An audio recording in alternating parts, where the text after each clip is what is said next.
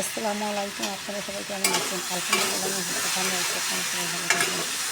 আজকে আমি রান্না করেছি ইলিশ মাছের কলার তরকারি। রান্নাটা দেখবেন।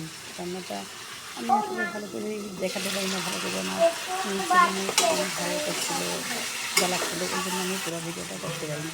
তো যাই হোক, আমি রসুন পেঁয়াজ গুঁড়া মরিচের গুঁড়া হলুদের গুঁড়া সব কিছু দিয়ে প্রথমে মিশিয়ে নিয়ে পরে রান্নাটা করেছি। আমি প্রথমে দেখাতে পারিনি, কোনো সমস্যা নেই, কিন্তু আমি লাস্টে দেখাচ্ছি, কিছু মনে করবেন না।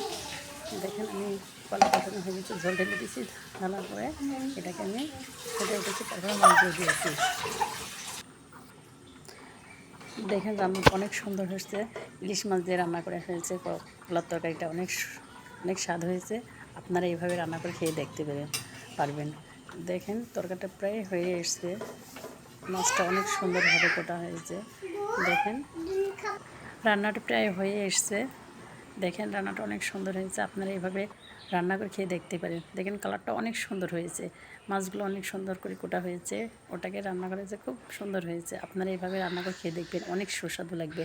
আমি পুরো ভিডিওটা আজকে দেখাতে পারিনি, ঠিক আছে, কিন্তু আমি অন্য কোনো ভিডিওতে আপনার এই রান্নাটা আবার ভালো করে দেখিয়ে দিব।